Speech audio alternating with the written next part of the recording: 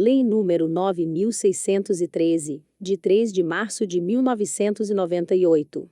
Dispõe sobre os crimes de lavagem ou ocultação de bens, direitos e valores, a prevenção da utilização do sistema financeiro para os ilícitos previstos nesta lei, cria o Conselho de Controle de Atividades Financeiras, COAF, e dá outras providências. Parte 1, artigos 1º ao 7º. O Presidente da República. Faço saber que o Congresso Nacional decreta, e eu sanciono a seguinte lei. Capítulo 1. Dos crimes de lavagem ou ocultação de bens, direitos e valores. Artigo 1º. Ocultar ou dissimular a natureza, origem, localização, disposição, movimentação ou propriedade de bens, direitos ou valores provenientes, direta ou indiretamente, de infração penal. Inciso 1, revogado. Inciso 2, revogado. Inciso 3, revogado. Inciso 4, revogado. Inciso 5, revogado. Inciso 6, revogado. Inciso 7, revogado. Inciso 8, revogado. Pena: reclusão, de 3 a 10 anos, e multa. Parágrafo 1º. Incorre na mesma pena quem, para ocultar ou dissimular a utilização de bens, direitos ou valores provenientes de infração penal. Inciso 1, os converte em ativos lícitos. Inciso 2, os adquire, recebe, troca, negocia, dá ou recebe em garantia, guarda, tem em depósito, movimenta ou transfere. Inciso 3, importa ou exporta bens com valores não correspondentes aos verdadeiros. Parágrafo 2º. Incorre ainda, na mesma pena quem: inciso 1, utiliza, na atividade econômica ou financeira, bens, direitos ou valores provenientes de infração penal. Inciso 2, participa de grupo, associação ou escritório tendo conhecimento de que sua atividade principal ou secundária é dirigida à prática de crimes previstos nesta lei. Parágrafo 3º. A tentativa é punida nos termos do parágrafo único do artigo 14 do Código Penal. Parágrafo 4º. A pena será aumentada de 1 a 2/3, se os crimes definidos nesta lei forem cometidos de forma reiterada ou por intermédio de organização criminosa. Parágrafo 5º. A pena poderá ser reduzida de 1 a 2/3, e ser cumprida em regime aberto ou semiaberto, facultando-se ao juiz deixar de aplicá-la, ou substituí-la, a qualquer tempo, por pena restritiva de direitos, se o autor, coautor ou partícipe colaborar espontaneamente com as autoridades, prestando esclarecimentos que conduzam à apuração das infrações penais, à identificação dos autores, coautores e partícipes, ou à localização dos bens, direitos ou valores objeto do crime. Parágrafo 6º. Para a apuração do crime, de que trata este artigo, admite-se a utilização da ação controlada e da infiltração de agentes. Capítulo 2. Disposições processuais especiais. Artigo 2º. O processo e julgamento dos crimes previstos nesta lei. Inciso 1. Obedecem às disposições relativas ao procedimento comum dos crimes punidos com reclusão, da competência do juiz singular. Inciso 2. Independem do processo e julgamento das infrações penais antecedentes, ainda que praticados em outro país, cabendo ao juiz competente para os crimes previstos nesta lei, a decisão sobre a unidade de processo e julgamento. Inciso 3. São da competência da Justiça Federal. A. Quando praticados contra o sistema financeiro e a ordem econômico-financeira, ou em detrimento de bens, serviços ou interesses da União, ou de suas entidades autárquicas ou empresas públicas. B. Quando a infração penal antecedente for de competência da Justiça Federal. Parágrafo 1º.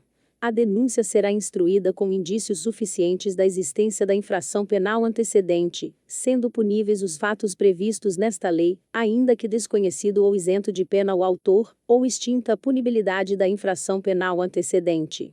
Parágrafo 2º. No processo por crime previsto nesta lei, não se aplica o disposto no artigo 366 do Decreto-Lei nº 3.689, de 3 de outubro de 1941, Código de Processo Penal, devendo o acusado que não comparecer nem constituir advogado ser citado por edital, prosseguindo o feito até o julgamento, com a nomeação de defensor dativo. Artigo 3º. revogado pela Lei nº 12.683, de 2012. Artigo 4º.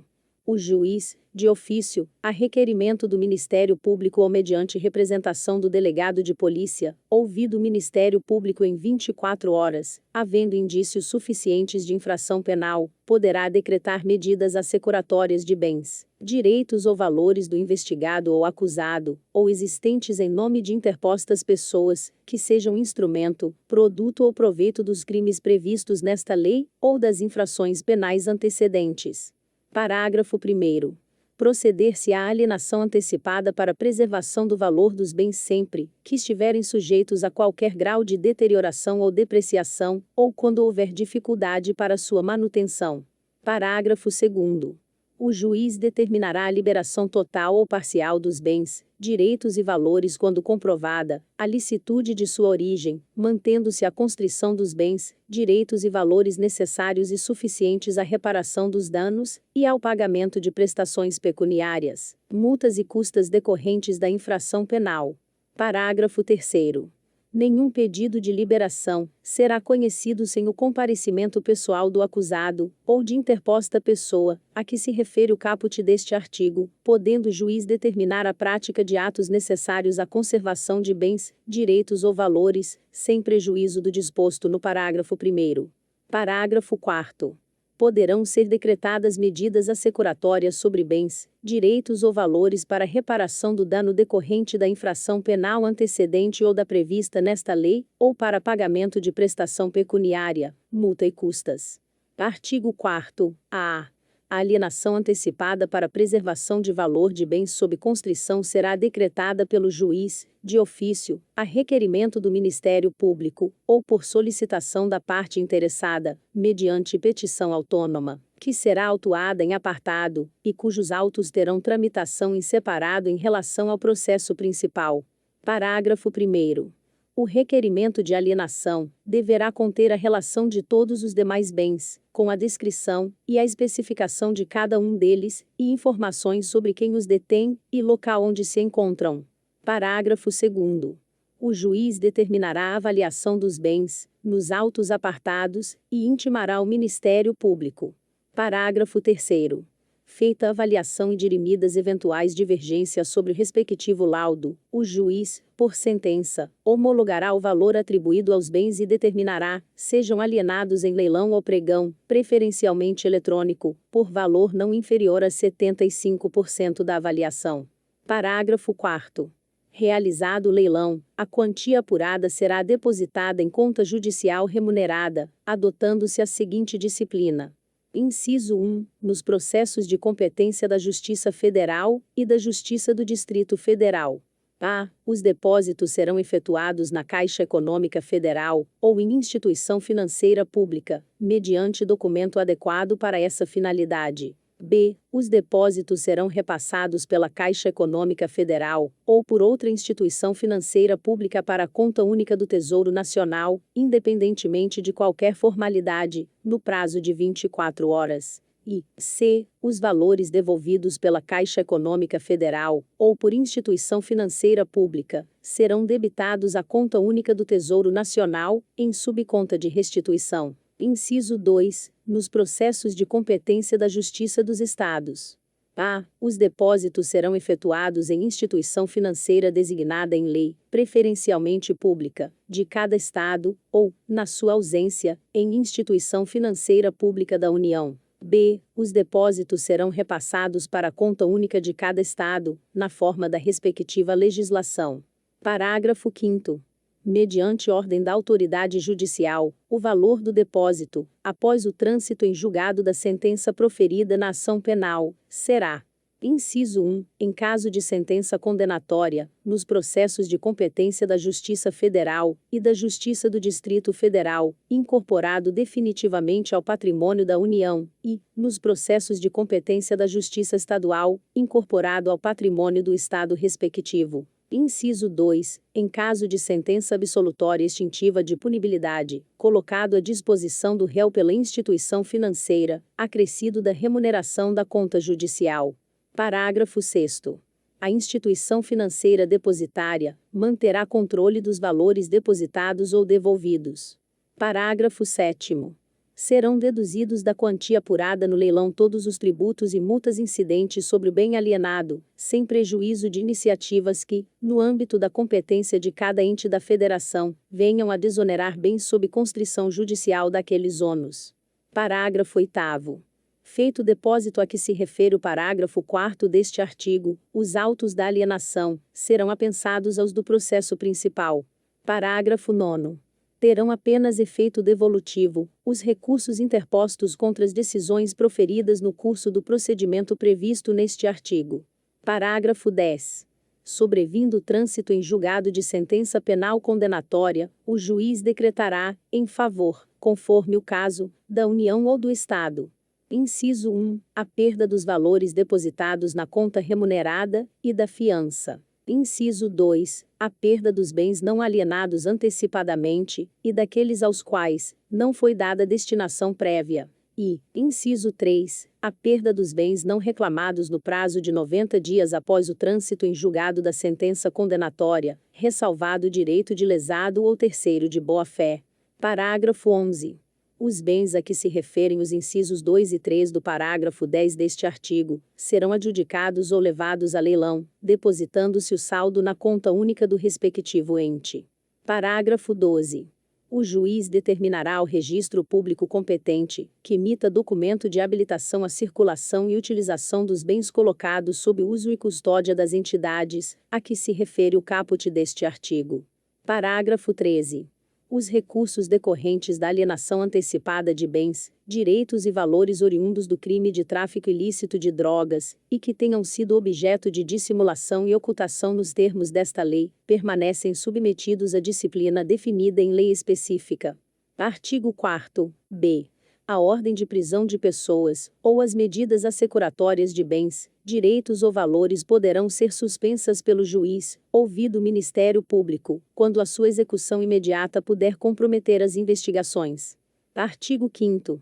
Quando as circunstâncias o aconselharem, o juiz, ouvido o Ministério Público, nomeará pessoa física ou jurídica qualificada para a administração dos bens, direitos ou valores sujeitos a medidas assecuratórias, mediante termo de compromisso.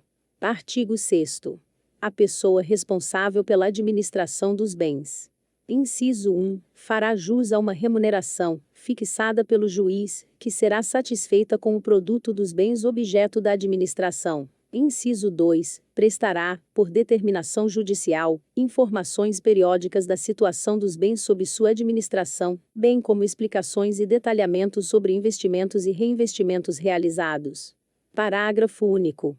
Os atos relativos à administração dos bens sujeitos a medidas assecuratórias serão levados ao conhecimento do Ministério Público, que requererá o que entender cabível. Capítulo 3. Dos efeitos da condenação. Artigo 7º. São efeitos da condenação, além dos previstos no Código Penal.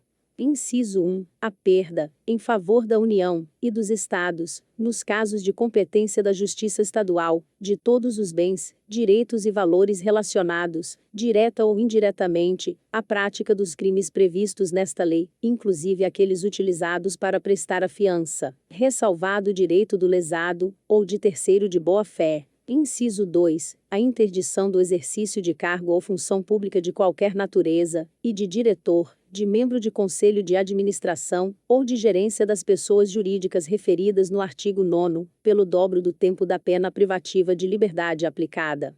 Parágrafo 1º. A União e os Estados, no âmbito de suas competências, regulamentarão a forma de destinação dos bens, direitos e valores cuja perda houver sido declarada, assegurada, quanto aos processos de competência da Justiça Federal, a sua utilização pelos órgãos federais encarregados da prevenção, do combate, da ação penal e do julgamento dos crimes previstos nesta lei, e, quanto aos processos de competência da Justiça Estadual, a preferência dos órgãos locais com idêntica função. Parágrafo 2º. Os instrumentos do crime sem valor econômico, cuja perda em favor da União ou do Estado for decretada, serão inutilizados ou doados a museu criminal ou a entidade pública, se houver interesse na sua conservação.